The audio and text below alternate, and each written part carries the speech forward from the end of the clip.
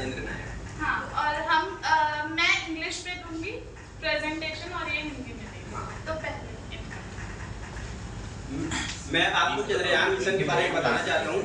Chandrayaan mission को हम लोग 3 भाग में देखेंगे। सबसे पहले अंतरिक्ष क्या है, इसका कार्यक्रम इसरो ने ही चलाया है, तो इसरो की स्थापना कैसे हुआ वहां तक हम लोग पहुंचेंगे।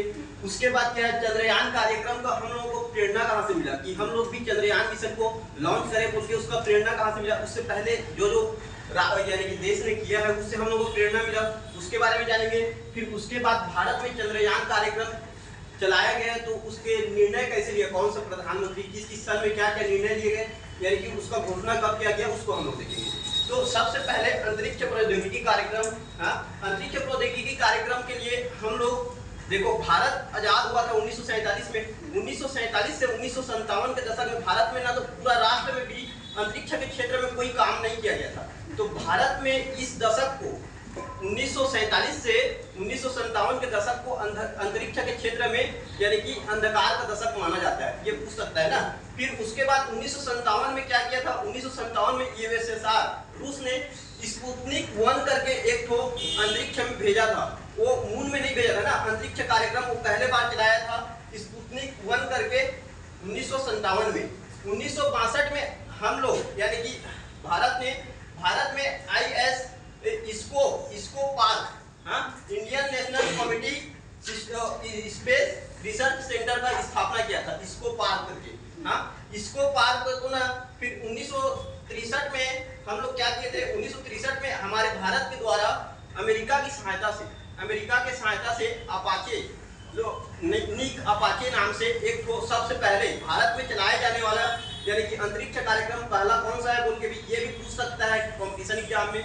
तो उसमें क्या है, निक अपाचे 1963 में चलाया गया था और 1969 में निक जो इसको पार्क था 7 साल बाद 62 में इसको पार्क के नाम से चलाया जाता था ना।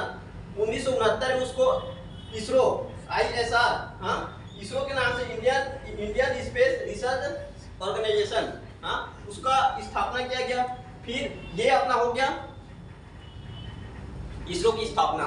फिर उसके बाद हम लोग चंद्रयान कार्यक्रम के लिए हमें प्रेरणा कहाँ से मिला, किस से हम लोग प्रेरित होकर भारत को यानी कि चंद्रयान कार्यक्रम के तरफ आगे बढ़ा। उससे पहले भी हमारे से पहले रूस, अमेरिका, चीन, इंडिया 2008 में किया है।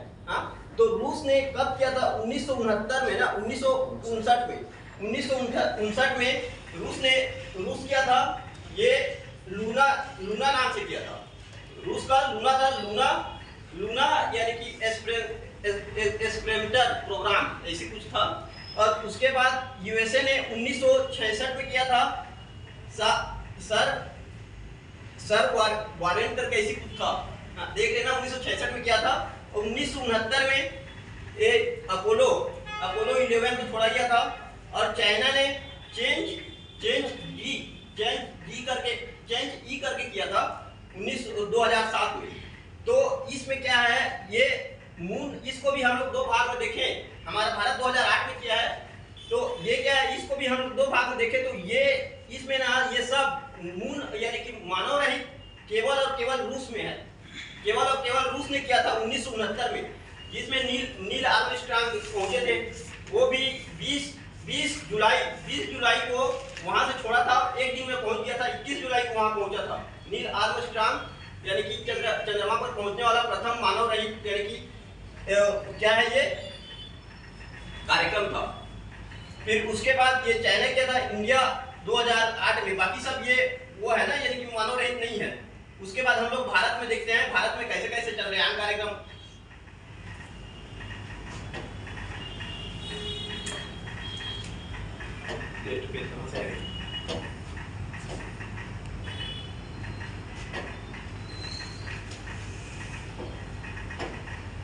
भारत का चंद्रयान कार्यक्रम क्या है, भारत में चंद्रयान कार्यक्रम ये डीप स्पेस प्रोग्राम है।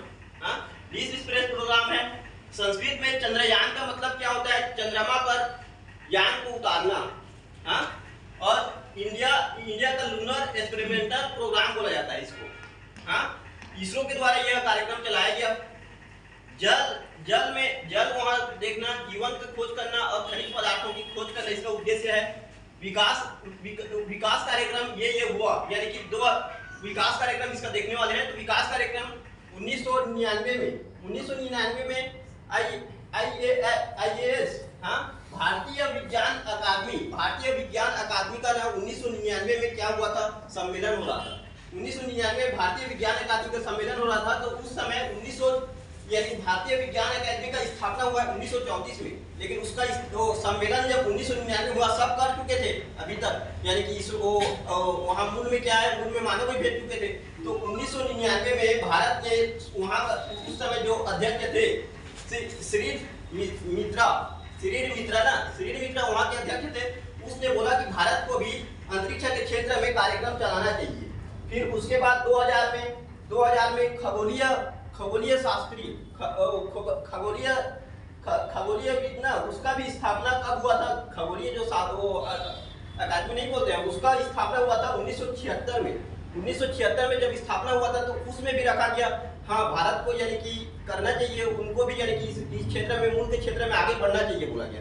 फिर भारत ने 2000 में ये बोला, और 2000 में फिर उसके बाद इसरो ने 100 वैज्ञानिकों का एक संगठन बनाया। 100 वैज्ञानिकों का एक संगठन बनाया, और 100 वैज्ञानिकों के संगठन के द्वारा ये उन लोग रिपोर्ट पेश किया। उन लोग उस समय 2000 में संगठन बनाए थे कि उसमें हम लोगों का यानी कि इसरो तकनीकी के क्षेत्र में सक्षम है कि नहीं है उसको देखने के लिए। फिर उसके बाद उन लोग जब संगठन बनाए, फिर उस संगठन अपना रिपोर्ट पेश की अप्रैल